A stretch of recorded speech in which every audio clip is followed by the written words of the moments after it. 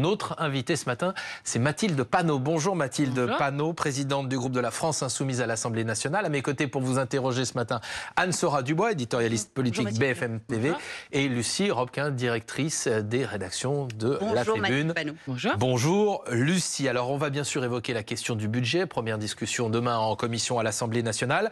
Mais d'abord, ce qui va être aussi l'un des faits de la semaine, puisque mardi matin, l'ancien président de la République, Nicolas Sarkozy, va être incarcéré à la prison de la Santé. Alors est-ce que vous serez mardi matin dans le 16e arrondissement pour soutenir l'ancien président de la République? C'est un appel qui a été lancé par ses fils qui appellent à venir le soutenir. Certainement pas. Je serai moi-même à l'Assemblée, notamment à la conférence des présidents et en réunion de groupes parlementaires. Et je veux dire que je trouve ça particulièrement indécent de voir celles et ceux qui ne cessent de hurler au laxisme de la justice ne pas accepter une décision de justice qui concerne effectivement un ancien président de la République avec des faits, et je sais que ça a été suivi sur cette antenne, qui sont à la fois avérés et graves. Et donc, je crois que c'est un signe que, eh bien, dans notre pays, la justice doit faire son travail, que les gens soient puissants ou faibles. Et ceux qui font la différence entre les deux sont, je crois, extrêmement indignes à ce moment. Qu'est-ce que vous pensez de cet appel lancé par deux de ses fils à venir le soutenir? Ils disent que ce n'est pas une remise en cause de la justice, que ce n'est pas une vengeance, que c'est une façon pour ceux qui l'ont soutenu, justement, de venir l'accompagner. Eh bien, ils peuvent l'accompagner en privé, mais ils n'ont pas appelé à un rassemblement. Encore une fois, je le redis, je crois que c'est indécent dans la période. Et d'autant plus, vu les discours politiques qui sont toujours tenus par la droite, l'extrême droite, qui ne cesse d'appeler à plus de fermeté. Mais lorsque cela les concerne eux-mêmes, que ce soit Nicolas Sarkozy ou Marine Le Pen, eh bien, d'un coup, trouvent ça absolument scandaleux qu'il y ait de la fermeté de la part de la justice. Lucie, Nicolas Sarkozy qui s'est confié à la Tribune dimanche. Oui, il s'exprime ce matin dans les colonnes de la Tribune dimanche. Je n'ai pas peur de la prison, dit-il, je garderai la tête haute. Alors, vous n'êtes évidemment pas proche de Nicolas Sarkozy, mais est-ce que vous lui reconnaissez une certaine forme de combativité?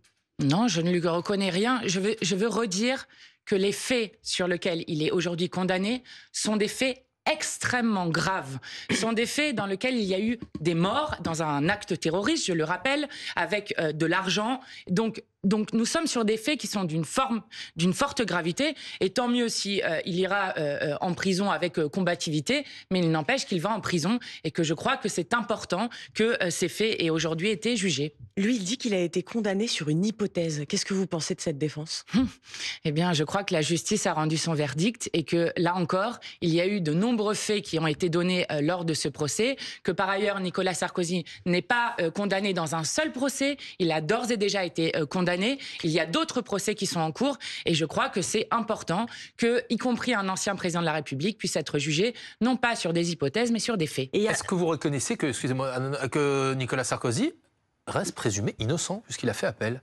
Eh bien, très bien, il fera appel, mais en attendant... Il a fait appel, hein. Oui, mais il fait appel, il n'y a aucun souci. Mais le cours de la justice suivra son cours. Mais en attendant, la décision qui a été prise, c'est qu'il soit en prison en attendant son appel. Et donc, il restera en prison tant que l'appel ne sera pas fait. Vous, ça ne vous choque pas que Nicolas Sarkozy ou tout autre justiciable qui est donc présumé innocent aux yeux de la justice comme il n'a pas fait appel, aille déjà purger une partie de sa peine en prison alors qu'il est présumé innocent? Mais, Nicolas Sarkozy ou un autre justiciable? Mais écoutez, à ce moment-là, discutons de ce qu'il y a dans la justice. Nous avons un programme justice que chacun peut regarder et examiner. Mais je le redis, il n'est pas possible que, parce qu'il est ancien président de la République, il puisse y avoir des traitements de faveur. Et donc, je le redis, la justice a fait son travail. Maintenant, il s'agit que la procédure suive son cours jusqu'au bout.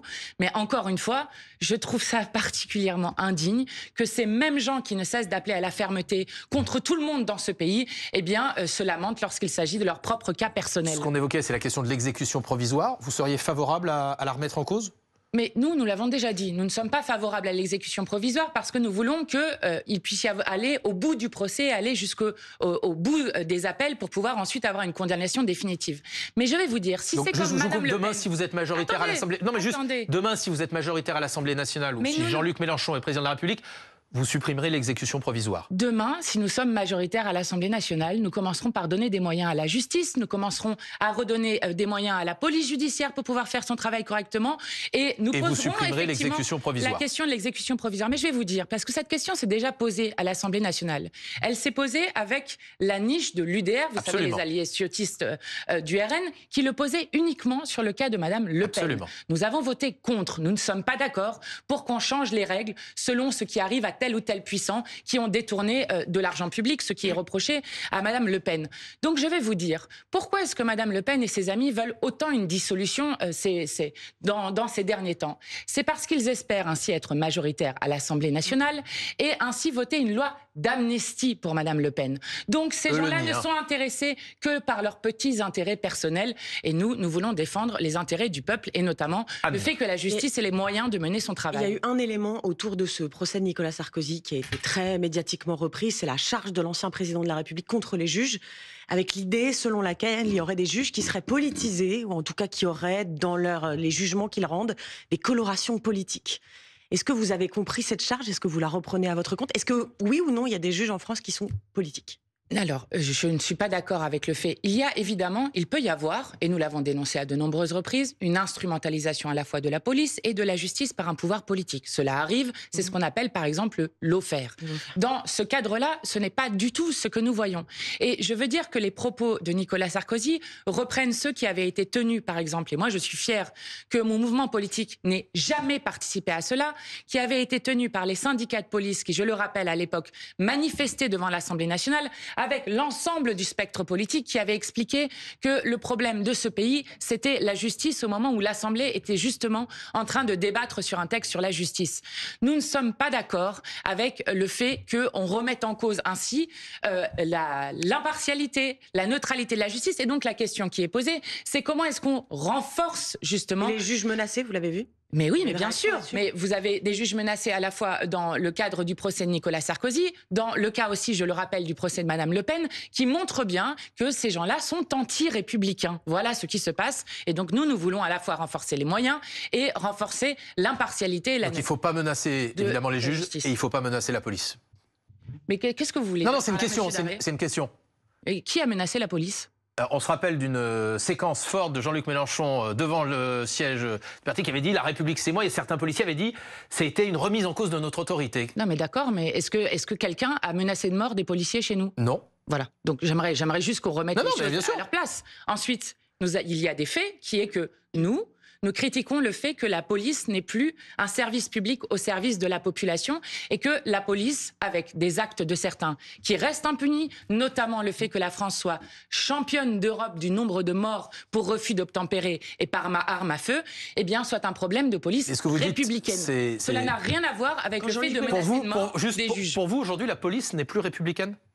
Je crois que quand il y a une impunité policière, il y a un problème sur le fait que la police soit républicaine. Effectivement, je ne dis pas que la police dans son ensemble n'est plus républicaine. Je dis que nous avons un problème de règles et que ces règles, notamment sur les refus d'obtempérer, pour parler de cela, quand vous regardez qu'il y a eu un mort pour refus d'obtempérer en 10 ans en Allemagne et que vous vous retrouvez en France avec 13 morts en 18 mois de refus d'obtempérer, oui, je crois qu'il y a un problème de règles et c'est pourquoi nous demandons l'abrogation de la loi Cazeneuve, qui est la loi que nous appelons permis de tuer. Madame Panot, venons-en donc à la question du budget des retraites et notamment cette interview ce matin chez nos confrères du Parisien de la porte-parole du gouvernement, Maud Bréjon, qui dit « Il n'y a ni entourloupe ni plan caché que ce soit sur le budget, les retraites, les engagements pris seront tenus ». Pourquoi ne pas la croire ? Je ne la crois absolument pas parce qu'il faut comprendre l'arnaque de la grande victoire du Parti socialiste, comme il le dit. Pourquoi arnaque ? Alors d'abord, nous ne parlons pas d'une suspension, mais d'un décalage dans le temps qui ne remet pas en cause la retraite à 64 ans. Il y a deux issues possibles au budget. Je vais essayer de ne pas être trop technique pour que les gens comprennent. Mais vous savez, un budget va passer entre les deux chambres, entre l'Assemblée nationale et le Sénat.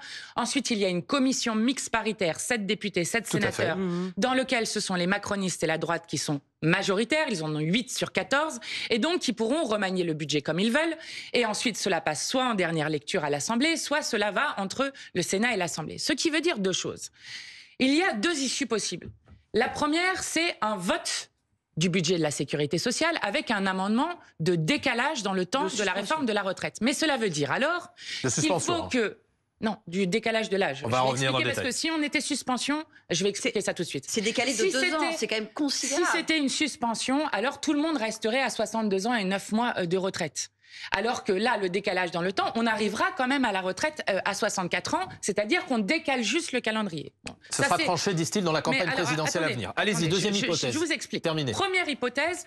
Le budget de la sécurité sociale est voté, mais cela veut dire alors qu'il faut qu'il y ait une grande coalition du Parti socialiste jusqu'à la droite, en passant par les macronistes, qui accepte un budget avec le musée des horreurs sociales, puisqu'il y a à la fois les 17 millions de retraités qui vont voir leur pension baisser, vous avez les 13 millions de personnes qui ont des maladies chroniques, sous-indexées, pendant 4 ans. Des maladies chroniques qui vont devoir être taxées jusqu'à hauteur de 850 € par an et toutes ces horreurs qui sont dans le budget. Donc ça, c'est la première chose. Mais ça veut dire que le PS accepte cela. Deuxième hypothèse, à ce moment-là, on dépasse les 50 jours qui sont fixés dans le cadre de la Constitution sur le budget de la sécurité sociale.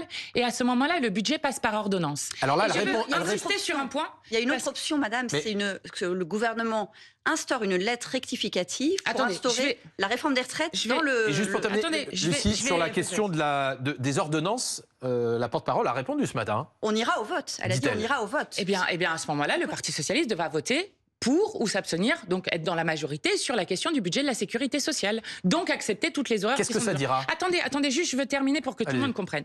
Donc soit grande coalition pour voter un budget de sécurité sociale qui enlève 7 milliards à la santé et 13 milliards à la sécurité sociale. Soit ordonnance, et sur les ordonnances, effectivement, le ministre des Relations avec le Parlement a été très clair mardi. En cas d'ordonnance, puisque nous avons posé la question, ce serait le texte initial qui serait passé en force. C'est-à-dire que les discussions à l'Assemblée n'auront aucune incidence dessus.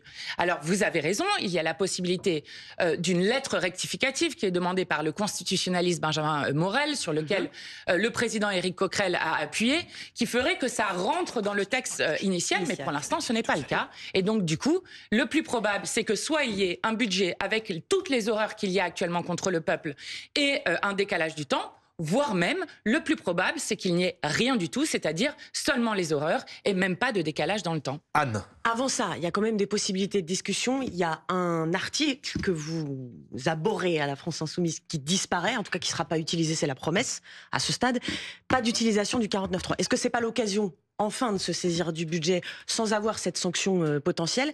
Et c'est quoi la stratégie que vous avez choisie? Est-ce que c'est des milliers d'amendements? Est-ce que c'est la chaise vide parce que vous considérez qu'on va dans le mur et que ça sert à rien d'en parler? Qu'est-ce que la France Insoumise a arrêté comme position? Alors la première chose, c'est que M. Lecornu est un 49.3 à lui tout seul. Je rappelle que si nous laissions l'Assemblée nationale voter, comme nous avions essayé de le faire l'année dernière sur l'abrogation de la réforme de la retraite à 64 ans, alors la réforme aurait d'ores et déjà été abrogée. Donc le fait qu'il refuse que nous allions au vote sur cette question montre que M. Lecornu, à lui-même, est un 49.3. Mais ça, il refuse pas que vous alliez au vote. Vous pourriez le proposer, l'abrogation. Mais on l'a proposé l'année dernière, M. Darry. Oui, mais là, vous pourriez... Non, mais je veux dire, dans le débat budgétaire, vous pourriez à nouveau le proposer. Mais non, parce qu'il y a quelque chose qui s'appelle l'article 40. Absolument. L'article 40 nous empêche d'engager des dépenses supplémentaires. Et le problème dans le budget, c'est la structure qui a été donnée au budget. C'est-à-dire le fait qu'on continue à ne pas faire contribuer les plus riches. Je dis juste, dans le projet Lecornu, les plus riches vont contribuer 2 fois moins que ce qu'ils avaient contribué dans le gouvernement de M. Barnier puis M. Bayrou. Ils ont 4 milliards d'impôts en plus quand même. 2 fois moins. Ça veut dire que, à hauteur de ce qui était demandé, notamment la taxe Zuckman, le retour de l'impôt de solidarité sur la fortune, c'est indécent. Donc vous ne dialoguez pas? Mais nous allons faire notre travail parlementaire, ce que nous avons fait à chaque fois. C'est-à-dire que nous allons siéger, que nous allons présenter ce qui nous semble être les bonnes options pour le pays, c'est-à-dire augmenter les recettes de l'État pour pouvoir dépenser plus dans la santé, dans l'éducation, dans les besoins écologiques. Vous avez déjà l'étiage du nombre d'amendements que vous pourriez déposer? Nous avons essayé de déposer un nombre d'amendements qui permettent de tenir le temps de la discussion, c'est-à-dire qu'ensuite on ne passe pas par ordonnance. Mais il se trouve que, alors ça c'est des objectifs cibles qui ont été donnés par le président de la commission des finances et que nous avons respecté.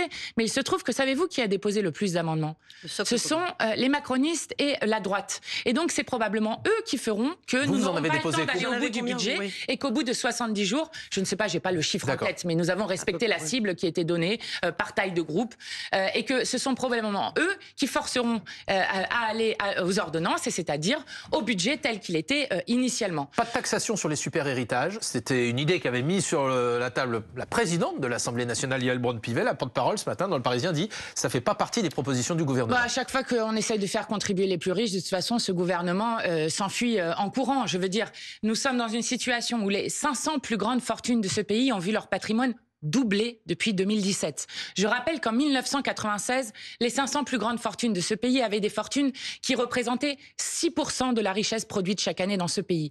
Qu'aujourd'hui, nous sommes à 42% de ce qui est accaparé par ces plus grandes fortunes. Et qu'il s'agit maintenant de mettre fin au séparatisme fiscal des riches qui ne veulent plus contribuer.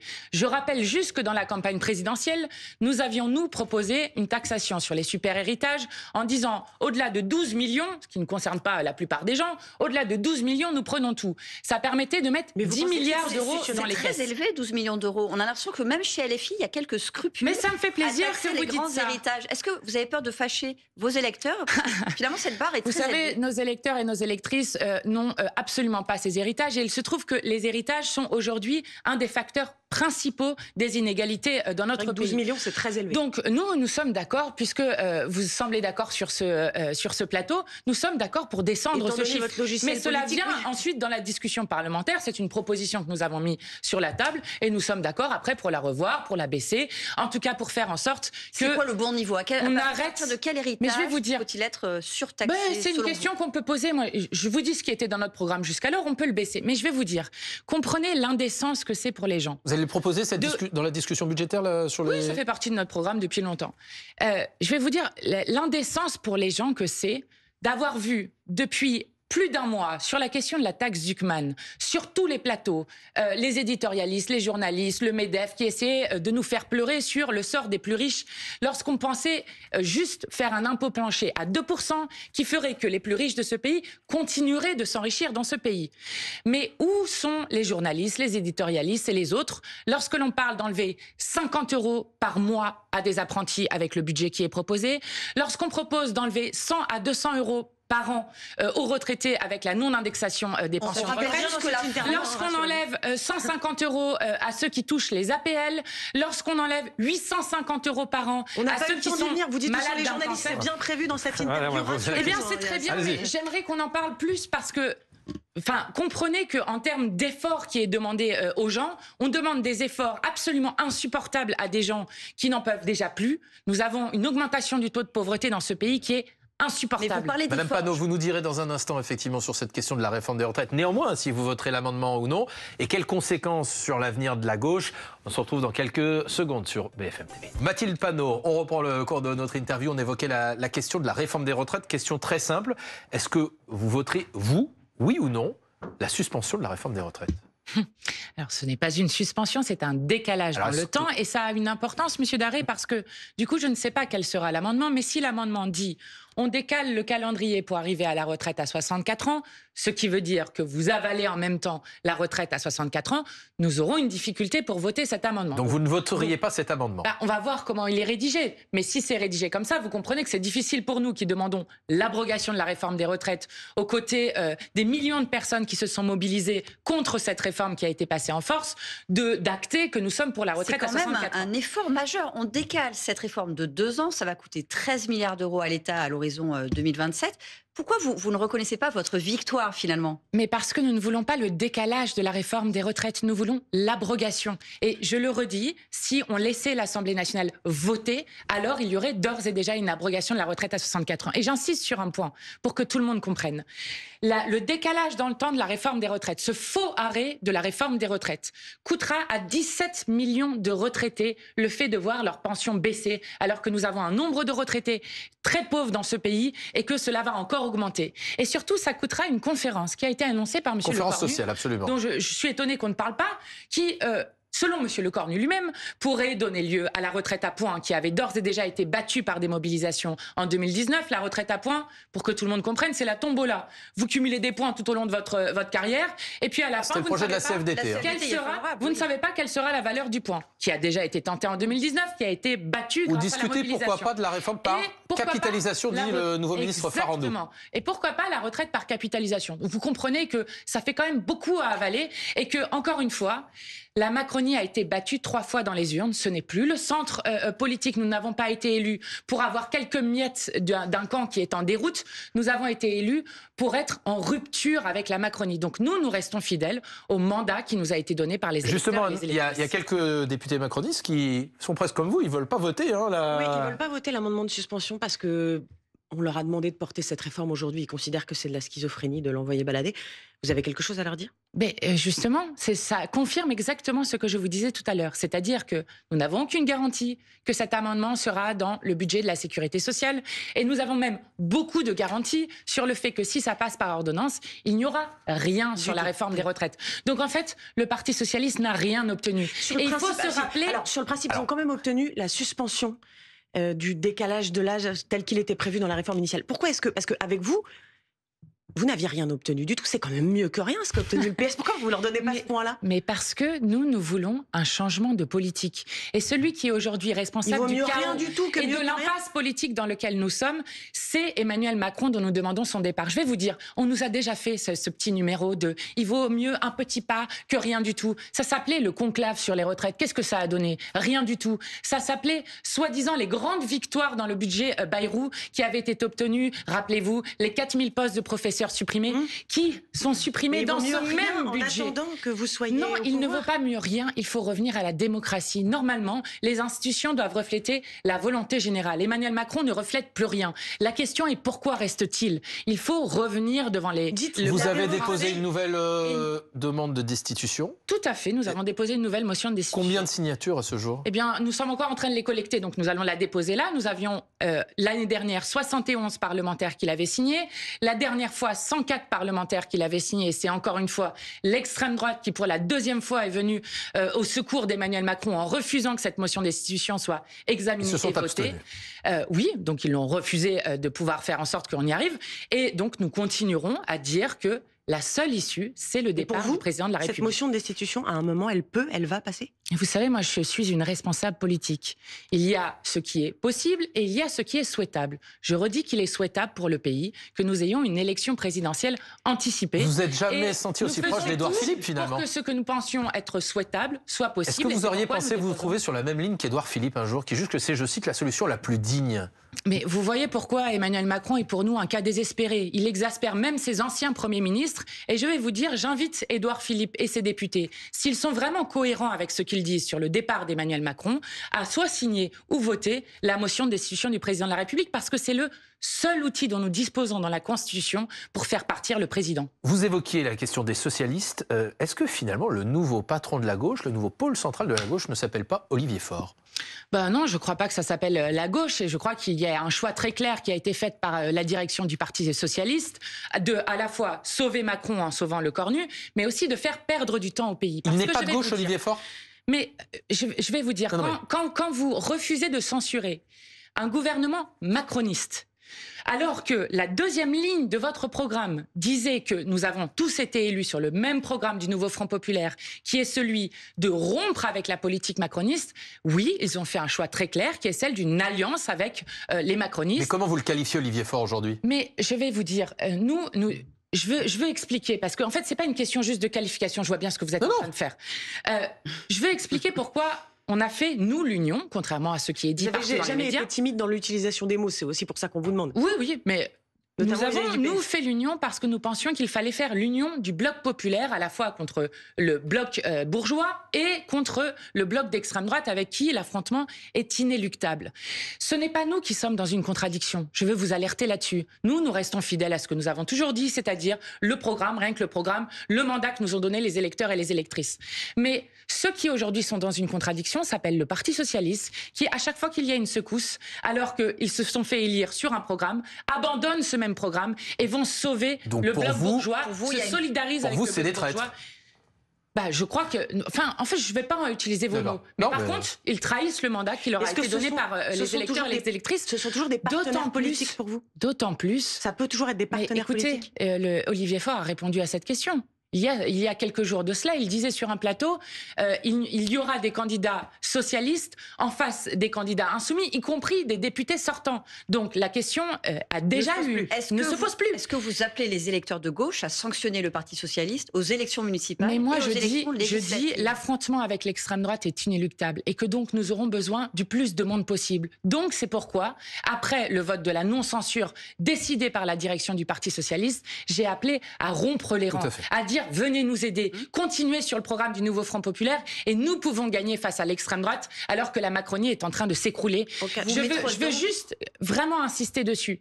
Il y a une sorte de désespoir qui se répand où on nous explique qu'on n'y arriverait jamais. On peut y arriver, les gens. Voilà ce que je suis en train de dire aujourd'hui. On peut y arriver et changer radicalement la politique qui est une politique sur la question de Lucie et des conséquences effectivement électorales de ce choix. Vous mettrez donc un candidat LFI en face de chaque candidat socialiste pour les élections? Mais je viens de vous dire, je veux pas vous faire inverser la responsabilité. Je rappelle que c'est nous qui avons fait l'union. En 2022 avec la NUPES, qui a ensuite été brisée par le Parti socialiste. Mais si vous voulez, en 2024 avec le nouveau Front populaire, qui a ensuite été brisé par le Parti socialiste. Et c'est Olivier Faure qui maintenant dit qu'il présentera des candidats en face de tous les candidats insoumis, y compris les députés sortants. Donc la réponse est dans ce que je viens de vous dire. Et au municipal, Mathilde Panot? Nous resterons fidèles au programme et au mandat qui nous a été donné par des électeurs et des électeurs. Aux élections municipales, des convictions politiques. Aux élections municipales, est-ce que vous présenterez des listes de la France insoumise, y compris là où il y a un maire ou une maire socialiste sortante? Nous continuerons sur la même cohérence, et je crois que vous pouvez au moins nous reconnaître ça, le mérite de la cohérence. Nous continuerons sur la même cohérence, c'est-à-dire sur le programme et sur le fait que nous ferons des unions et des alliances avec ceux qui sont d'accord avec le programme et qui le respectent. Si jamais à un moment il devait y avoir une dissolution, c'est tout sauf de la politique fiction, il y aurait de nouveau pour vous le Front républicain? Alors c'est une bonne question et je pense que ça c'est aussi une des choses qui inquiète énormément vis-à-vis de l'extrême droite, notamment parce que vous avez là encore des macronistes qui ont mis par exemple comme ministre de l'Intérieur un certain monsieur Retailleau, dont la différence avec l'extrême droite est il n'est plus là, M. Retailleau. Oui, non mais enfin, vous comprenez qu'à force de parler et d'agir comme l'extrême droite, à un moment, vous banalisez l'extrême droite dans ce pays. Donc, c'est effectivement une question qui se pose, mais moi, je crois que nous pouvons refaire ce que nous avons fait dans ce pays en 2024, c'est-à-dire une mobilisation dans les urnes qui est tellement puissante qu'elle submerge à la fois les macronistes, dont plus personne ne veut dans le pays, mais qu'elle permet aussi de battre l'extrême droite. Et j'en profite donc pour celles et ceux qui nous écoutent, pour leur dire, inscrivez-vous sur les listes électorales. Il y a 11 millions de personnes dans ce pays qui sont non inscrites ou mal inscrites et donc qui ne peuvent pas participer à la décision sur notre avenir commun. Le Front républicain, ça veut aussi dire s'il y a un candidat LFI qui doit se désister au profit d'un candidat PS ou l'inverse. Ou macroniste. Ou macroniste, c'est quelque chose que vous continuez à appeler de vos voeux au nom du Front républicain. Mais nous l'avons fait de manière rigoureuse. Mais ça aurait de nouveau lieu s'il y avait une dissolution. Par contre, celui qui apparemment a passé des coups de fil pour que certains candidats puissent se maintenir en espérant que l'extrême droite puisse prendre Matignon s'appelle Emmanuel Macron. Mais ça se produirait de nouveau pour je vais vous dire, nous n'avons pas peur du peuple, et y compris en cas de dissolution. Mais nous sommes convaincus, et je veux vraiment insister sur ce point, que la dissolution n'est pas la solution. Parce que s'il y a une dissolution pour rien, c'est-à-dire que les équilibres sont à peu près les mêmes, alors pendant un an, vous ne pourriez pas dissoudre. Or, il se trouve que s'il y avait une dissolution pour rien, il pourrait y avoir une présidentielle anticipée sans pouvoir dissoudre derrière. Donc, ce que nous demandons, c'est une sortie de crise qui passe par une loi spéciale, le vote d'une loi spéciale, et ensuite le départ du président de la République avec une présidentielle anticipée. Comme vous êtes allé assez loin dans les, dans les hypothèses, vous n'avez pas répondu à ma question. Si demain, il y a une dissolution, est-ce qu'il y a désistement du candidat à la France insoumise au profit d'un candidat PS ou d'un candidat macroniste pour faire barrage au Rassemblement national? Écoutez, nous verrons, mais je ne vois pas pourquoi on changerait de logique. Nous l'avons déjà fait, donc je ne vois pas quel est le problème dans la question que vous posez. Les choses se sont un peu rafraîchies avec le PS, c'est tout. Donc oui, d'accord, mais nous faisons la différence encore entre un candidat PS et un candidat de l'extrême droite. Enfin, je crois que nous avons été assez clairs sur cette question-là. Et je vais vous dire, maintenant, l'enjeu, c'est de battre l'extrême droite. Et c'est pourquoi je suis autant en colère contre le Parti socialiste, parce qu'il mine la capacité de résistance du pays. Il mine la capacité de résistance du pays en faisant continuer une politique dont plus personne ne veut. Et je vais vous dire, tôt ou tard, la censure viendra. Monsieur Lecornu et son gouvernement ne survivront pas au budget. Donc, il nous faut perdre du temps, alors qu'il y a des grandes urgences sur la bifurcation écologique et sociale, sur les 15 millions la semaine dernière, vous disiez qu'il ne passerait pas la motion de censure. Il est toujours là. Oui, mais vous verrez. Vous croyez vraiment qu'avec un gouvernement moment, dont le ministre des Solidarités et du Travail arrive sur un 20h pour sa première expression publique pour expliquer « Nous ne sommes pas des autistes dans un validisme absolument insupportable », avec de l'autre côté des mesures qui sont annoncées, qui sont les pires mesures qu'on ait jamais vues dans ce pays, vous croyez vraiment qu'ils vont tenir longtemps? Eh bien, je n'y crois pas. Le PS déroule le tapis rouge au RN, en fait. D'une certaine façon, ils sont... Moi, je vais vous dire, tous ceux qui aident les macronistes, et je pense que la Macronie a une responsabilité historique dans la montée de l'extrême droite. Vous n'avez qu'à prendre 3 chiffres. 2017, il y avait 8 députés d'extrême droite dans ce pays. Ensuite, 2022, il y a eu 89 députés d'extrême droite à l'Assemblée nationale. 2024, il y en avait 142. Donc la première urgence pour battre l'extrême droite, c'est de tourner la page de la Macronie et non pas de l'aider à survivre, comme ça a été fait cette semaine par la direction du Parti socialiste. Il y a quelqu'un qui a dénoncé votre programme économique, en quelque sorte, qui était assis à cette place il y a quelques jours avec ma consoeur Apolline de Malherbe. C'est le nouveau prix Nobel d'économie, il s'appelle Philippe Aghion. Je vous propose d'écouter ce qu'il disait à Apolline de Malherbe, c'était vendredi. Je ne veux pas durer, je ne leur fais pas confiance. Je ne fais pas confiance à ces gens-là pour gérer la France. Voilà. Donc je ferai tout pour que ça n'arrive pas. Vous ferez tout pour que ça n'arrive pas. Tout pour que ça n'arrive pas. À tout point de vue économique, mais aussi pour le reste. Je suis un économiste, bien sûr. donc mais ce que je veux dire, c'est que votre inquiétude, quand vous dites je ne leur fais pas confiance... je ne fais pas confiance à ces gens-là pour diriger la France. Merci de le dire aussi clairement. Vous diriez pareil de LFI? Et LFI, pareil. Mais LFI, il n'y a aucun danger qu'il soit ministre dans l'immédiat. Mais c'est pareil, je mets les deux sur le même plan. Vous mettez les deux sur le même plan? Absolument. Quand vous entendez le prix Nobel d'économie française qui explique qu'il met sur le même plan le Rassemblement national et la France insoumise, qu'est-ce que vous lui répondez? Et plutôt que de jeter des arguments à la tête des gens comme il est en train de faire, nous avons fait une proposition à M. Aghion. Nous lui avons proposé de venir débattre avec nous sur notre programme économique. On peut faire ça ici dans BFM Politique. Je l'invite à venir débattre avec nous. Et je le dis d'autant plus que M. Aghion, quand même, pour que tout le monde le sache, est celui qui disait, par exemple, il y a quelque temps, qu'il était très intéressé par les résultats à la fois économiques et sociaux de M. Milei, le président argentin. Il se trouve que M. Milei est responsable d'avoir jeté 5 millions d'Argentins, le président d'extrême droite de l'Argentine, 5 millions d'Argentins sous le seuil de pauvreté, et qu'aujourd'hui l'Argentine est tellement en faillite avec la tronçonneuse de M. Milei dans les dépenses de l'État qu'il en vient à supplier les États-Unis de pouvoir renflouer les caisses. Donc je crois qu'effectivement, nous n'avons pas les mêmes modèles, mais je l'invite à venir en débattre. Mais Philippe Aghion dénonce votre incompétence économique. Il vous soupçonne de vouloir ruiner la France. Votre crédibilité économique, elle est quand même très faible dans les milieux d'experts, d'économistes. Eh bien, pas du tout. Et c'est d'ailleurs aussi l'objet du débat que nous pourrions avoir avec M. Aghion. Je rappelle qu'il y a... On l'invite ici à venir débattre, justement, avec Jean-Luc Mélenchon. 7 prix Nobel d'économie qui ont soutenu la taxe Zuckman. Je rappelle que M. Aghion est celui qui a, par exemple, initié le programme économique de M. Macron en 2017. Et qui continue de le soutenir encore maintenant. Il a pris un peu de distance, quand même. 1000 milliards de dettes et qui fait qu'aujourd'hui, nous avons un budget avec des coupes budgétaires tellement fortes que nous avons un risque de récession de notre économie avec la consommation populaire qui est minée, qui est pourtant celle qui est à 53% à l'origine de la croissance dans notre pays et donc avec un record de défaillance d'entreprises. Donc je crois que c'est plutôt eux qui sont un chaos économique. C'est plus pour l'éducation et l'innovation et c'est vrai qu'on vous en entend pas beaucoup parler en ce moment. On parle surtout des retraites. Sur l'éducation, mais savez-vous que sur l'éducation, nous sommes le 59e pays avec le plus de dépenses sur l'éducation, c'est-à-dire 7e puissance économique, mais seulement 59e sur les dépenses de l'éducation. Et donc, je le dis, il faut dépenser plus et pour cela, il faut faire rentrer des recettes. Et je crois que l'année dernière, dans le budget, nous avions montré que nous pouvions faire rentrer 40 milliards de recettes facilement, qui avaient toutes été effacées par un 49.3. Et cette fois-ci, elles sont effacées, soit par une commission mixte paritaire, soit par des ordonnances, comme veut le faire le gouvernement. L'invitation est donc lancée. On accueillera avec plaisir le prix Nobel d'économie face à Jean-Luc Mélenchon, un autre responsable de la France insoumise. Mais j'ai vu que Jean-Luc Mélenchon, effectivement, l'avait invité à débattre. Vous avez une vraie passe d'armes cette semaine avec le Premier ministre sur la question notamment de Gaza. Ça a été à l'Assemblée nationale et c'était l'un des moments les plus tendus probablement de la semaine, Anne. C'était un échange très très vif avec le Premier ministre à l'issue de la déclaration de politique générale. Est-ce que vous pensez, vous, parce que Sébastien Lecornu vous a accusé de l'avoir lui-même accusé de ça, est-ce que vous pensez, vous, que la France est complice d'un génocide à Gaza ? Oui, je crois que j'ai dit très clairement, et je le redis ici, que Sébastien Lecornu est l'incarnation de la complicité de la France avec le génocide.